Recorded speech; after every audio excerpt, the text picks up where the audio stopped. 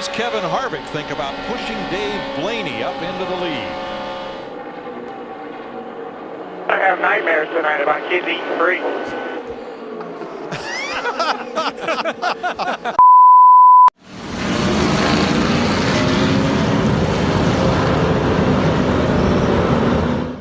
Hey everyone, I'm Ben Schneider.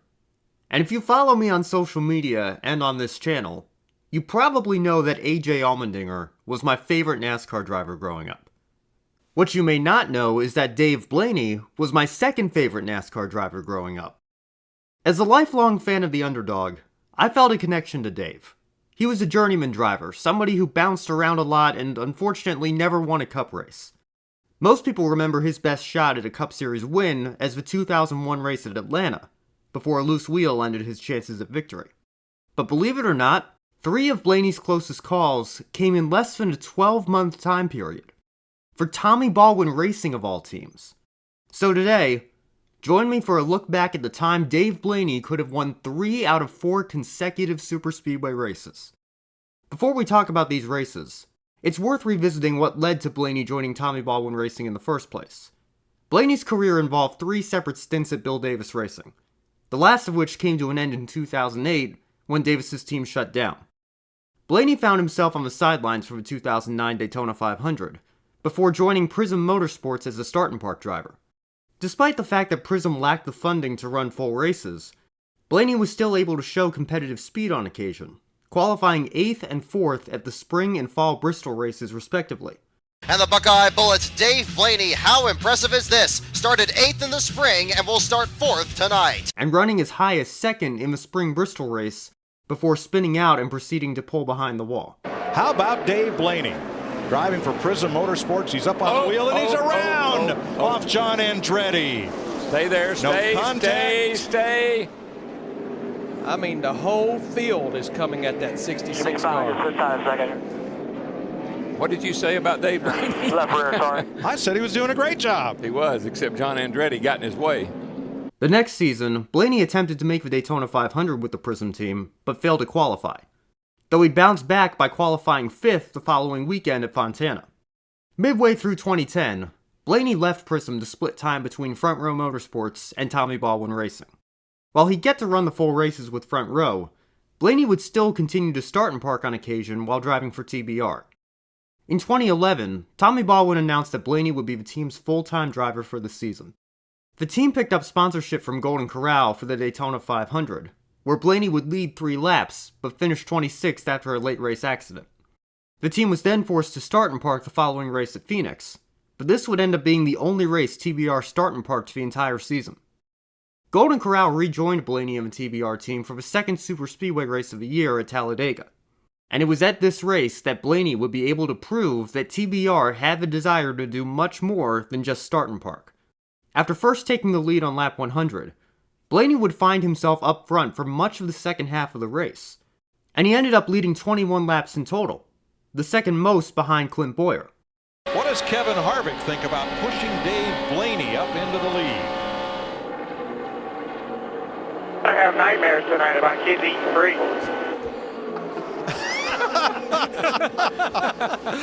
That's what we were talking about. It's all over the taillight panel of Blaney's car that his sponsor Golden Corral will feed kids free on Monday if Dave finishes in the top 10. I bet Harvick will go for a meal. With as few as 3.5 laps remaining, Blaney was the lead car in his tandem draft with Kurt Busch pushing him from behind. Unfortunately, Blaney would end up being set into a half spin, ending his chances at victory. And they did it early enough, they're able to recover from it. And they're fighting back. Oh, a car around it. Around goes Blaney. He saved it. No yellow. Hey, another great dirt track racer and a great dirt track save. But what a heartbreak, as Blaney will not win today. The 2011 Aaron's 499 is known for its spectacular 4-wide finish in which Jimmy Johnson edged out Clint Bowyer by just 2 1/1000ths of a second. But for Blaney fans, this was heartbreaking. It was probably his best chance at a win since the 2001 race at Atlanta. Another race with a memorable finish, but where the finish was preceded by misfortune striking Blaney on a day where he had a genuine chance at winning the race. It was funny, Dave Blaney led here, had a chance to pull this out, 370 races and hoping for that first career win. He ended up leading 21 laps, the second most in this race, and disappointment the way it wound up. He had a nice run, and Krista ran over and talked to Dave Blaney. Well, this one is very bittersweet for Dave Blaney and Tommy Baldwin Racing. I know we're a sport that's statistics and results, but there was something much more going on today. Do you leave here confident with momentum or just disappointed? Pretty much just disappointed. It's over now and can't get it back. And, you know, just had a good chance to have a really good day and accomplish something and just got away, you know. But that's the nature of this racing a little bit. Man, we had such a fast car with somebody pushing us. And, man, I can't thank Golden Corral enough and Tommy and all the guys. And ECR engine especially looked like they were awesome today. And, yeah, I don't know. You know, everybody was going hard there, and I had to check up just a little bit. I had a big run, but I kind of showed it to the 5 and 24 too soon, and they blocked, and I had to lift. And nothing, Kurt's the one to go. It wasn't anything he did, but it was fun while it lasted. What about that amazing save, too? Were you even amazed that you saved it when you did? It was over by then. I was just mad. Yeah, I don't know. I guess I just didn't drive it. I just let it go, and it saved itself. If I'd have tried to save it, I wrecked it. So.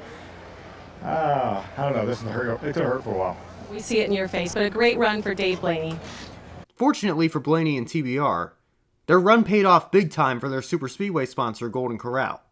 The restaurant chain had come back on board for Talladega, and after Blaney's strong run, agreed on April 27th to add 19 races to their schedule with the team throughout the rest of the season. The same day, Big Red Soft Drink would also join the team for 5 races, after having previously partnered with TBR through the all-sport Body Quencher brand. And this was huge, because as recently as the Tuesday after Talladega, Baldwin reported on NASCAR Now that his team's plans after Kansas were unknown, with Blaney later clarifying that the team would certainly be on the entry list every week, but may have to begin starting parking again if additional sponsorship couldn't be found. Now the team is sponsored for almost every remaining race. And here's just a small side note. If you need proof sponsorship works, it was around this time that I started begging my parents to take me to a Golden Corral the next time we visited Florida.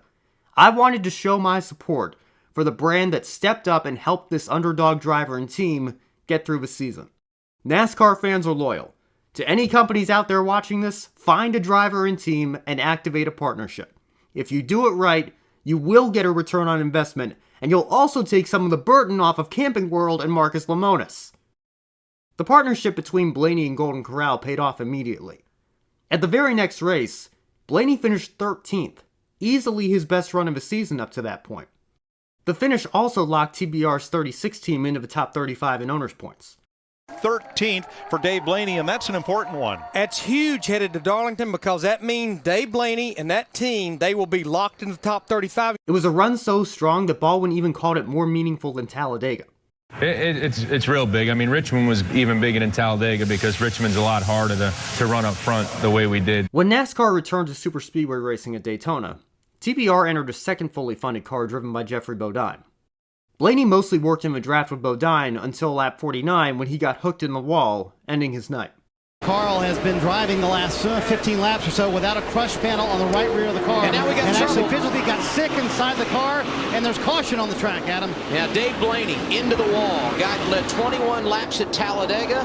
He brings out our third caution of the night. Carl brought out our second caution of the night, and it's Dave Blaney bringing out our third, as you see the replay here. Couldn't really tell from that angle what. Obviously, he was with somebody there, so he obviously got hooked because there's nobody else around him. After scoring another top 20 finish at the fall Richmond race, Blaney returned to Talladega. Bodine was entered in TBR's second car again, but he failed to qualify for the race, meaning Blaney would have to look elsewhere for a tandem drafting partner. He'd find one in Brad Keselowski. So I was in Baldwin's car. He calls me during the week. He said, "We need to talk about running together." The heck you want to run together with me for? And so we show up at Talladega. He called me, "Hey, come over to my motorhome." And he's got all this film ready of guys drafting and pushing and situations. I'm like, holy this guy is on it. It is unbelievable. And the two would take the lead with just 20 laps remaining. And Dave Blaney in the 36, pushed by Brad Keselowski, going for the point on the outside. Dave Blaney and Tom Baldwin Racing to the point at Talladega. Yeah, that's nice to see for Tommy Baldwin Racing and Dave Blaney. They work hard each and every week just to get these cars to the track and bring a good product there. Good race driver, good owner, nice to see good things happening. They'd ultimately finish 3rd and 4th in the race behind Richard Childress Racing teammates Clint Bowyer and Jeff Burton. Burton and Bowyer had gapped the field so much that Bowyer actually had enough time to pull out of line and steal the win from Burton, something that was uncommon in the era of tandem drafting. But it was Blaney that led the main pack home. When you think about it, if Bowyer and Burton had taken each other out, Blaney would have been in position to steal the win, which ironically is exactly how his son Ryan Blaney got his 2nd career Cup win on the Charlotte Roval. Still, a 3rd place finish for Dave tied his career best, which he also achieved at Darlington in 2003, another race with a famous finish, and Talladega in 2007. It also had to have helped make up for any disappointment after coming up short in the spring race. Career best finish for Dave Blaney in 3rd today, Vince. That's right, restarted 14th on that final restart. How'd you get up to 3rd there in the last couple of laps? I don't know. I had that big blue 2 car pushing me. I can't thank Brad Keselowski and that whole team enough. They committed yesterday or Friday to just work together the whole day, and we kind of struggled at times figuring out what to do and how to do it and when to do it. But man, he could really push me well, and it turned out good. But man, happy for Golden Corral. Finally get to feed a lot of kids on Monday, and that's big. That's big for us. Happy for that, and it's Dave Blaney's birthday tomorrow, so a little something extra to celebrate. I told the guys in the spotter stand that Dave Blaney and I had this. They could walk downstairs and grab a Miller Lite because there's nothing you can do for us once they drop the green on a green-white checker. In the off-season, Golden Corral would scale back their sponsorship of the 36 team to just a handful of races, allowing Ollie's Bargain Outlet to join TBR for the Daytona 500. The 2012 Daytona 500 is remembered for a lot of things, including the rain delay that postponed it to Monday evening. It's also remembered for this. Under caution, Juan Pablo Montoya has crashed and gone aflame. Holy cow, what happened? We just got a report that he was complaining about a bad vibration in every gear. No, Larry, he just slammed into the jet dryer. I think he slammed into the jet dryer. They're trying to clear debris off the racetrack, and the car brakes, won't steer, and he slides up the track and into the back of that surplus helicopter jet engine on a trailer used to dry the racetrack. Mike, I saw sparks coming out from the car as if it had a tire down or something. What an incredible turn of events. I've never in my life. Oh my gosh. And all that spilled jet fuel found something hot to ignite it. Montoya's crash into the jet dryer resulted in a fire on the racetrack, which obviously red flagged the race.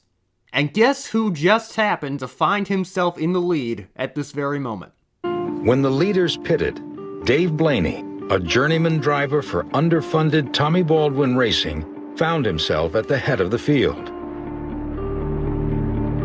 That was going to be the last pit stop of the race. We were struggling kind of all day, tore my car up a little bit. It was our last chance to fix the car as good as we could for the last run, and so we stayed out. Let's just stay out here, Ryan. Let's wait till 1 to go and see how many come in at the same time. That way the car behind us don't lead a lap for a point. If we got damage, though, we got more time to fix it if we come, but you already looked at it, right? There's nothing serious. Yeah, as of right now, it should be good. I don't think our strategy was even to stay out and lead that lap. It was just we didn't want to go in with everybody and take a chance of getting beat up more on pit road and getting everybody's way when we were going to sit there and fix it. But before we can get back to pit road, you know, boom.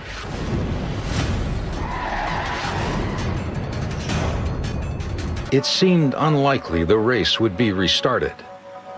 As I'm seeing all this, I'm going, they're going through the motions. We're never going to get another lap of racing. All I could think about was, are we going to finish it? Who's the winner? I didn't even know who was in the lead at this point. We said, that's it. The race is over, and I think Dave Blaney was leading the race at the time. Not convinced that Dave Blaney isn't going to win the Daytona 500. Dave Blaney just stole the win in this Daytona 500. It's the asphalt toast. Might win. There are moments of great serendipity in this sport, and Dave Blaney leading the Daytona 500 at a moment when it might be ended was certainly one of them. He'd never had the star power that was suddenly shining upon him. and on Tommy Baldwin, a startup team owner. So it was a great moment to showcase. Think Dave Blaney's ever had so many friends? They've all gathered at his car. Everybody, came by and said something. I went up and talked to Blaney because he was actually the one who was leading, and I was like, man, if anybody could win this thing and we don't go back to racing and I don't get a chance to, it'd be cool to see him win it because he's one of the good guys of the sport. The guy that spent the most time there was probably Dale Jr. Dave Blaney was leading. That'd been a heck of a story. I think he just wanted to see my reaction if they did call it off. Do you feel like the damage is going to be too significant to be still competitive up at the front? Well, no, it's been like that since lap 50. I can still hang in the pack just fine. If they give me this race, what am I going to say? This is going to be the biggest asterisk in the history of auto racing besides this race. Yep, that's right. Dave Blaney, off sequence on pit strategy, was leading under caution at the moment of a jet dryer incident.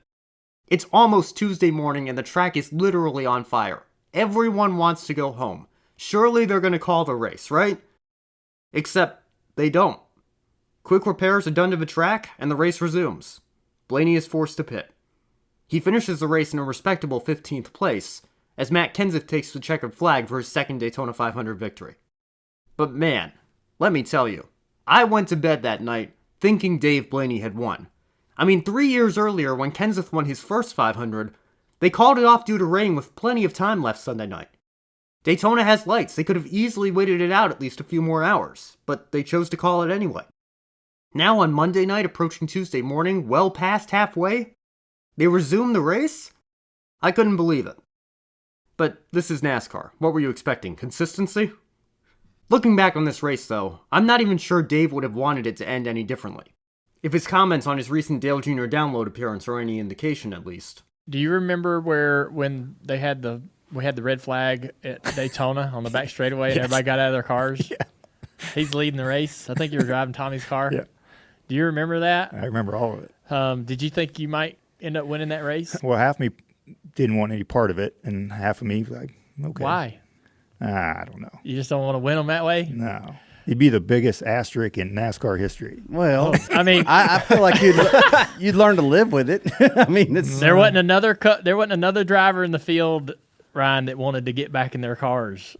Yeah, and everybody wanted Dave to win that race. We had gotten damage, and the caution had come out. Everybody pitted, but we just stayed out because we were going to take a little bit to fix the damage. So by staying out, then it happened, and we were on our way to pit road, but we ended up in the front. Yeah. So it was a weird thing. Mm-hmm. I would have learned to live with it. I would have been all right. I know. I wouldn't have worried about it. Daytona 500. They still got to etch your name on that trophy. You know, on second thought, I think I would have learned to live with it too. As for the rest of Blaney's career, he'd remain with Tommy Baldwin Racing through the end of the 2013 season. He'd also run the inaugural truck race at Eldora with Ryan for Keselowski's truck team. In 2014, Blaney started the season with a new startup team owned by Randy Humphrey, though he was forced to withdraw from the Daytona 500 after being involved in a practice crash. There's Dave Blaney with the single car 77 team. Look at a coil spring there that's come out of one of these race cars, a rear coil spring. Blaney went on to drive 4 races for the team before returning to TBR in August, driving a third car for Baldwin. His final race would come at the Bristol Night Race that year, where he finished 43rd and last after overheating issues. Blaney's career is perhaps one of the greatest what-ifs in NASCAR. His success in sprint cars and dirt track racing is a much better indicator of just how good he was as a racing driver. And while he was able to get one win in the Busch Series in 2006, he never quite broke through in the Cup Series. If I could go back and rewrite one moment in NASCAR history from my childhood, this is it. Give me just one of these 3 races with Tommy Baldwin. A Dave Blaney win in any of these races would have been an underdog success story for the ages. Nevertheless, these moments in the spotlight still gave him a well-deserved brief career revival with Tommy Baldwin. Thanks for watching.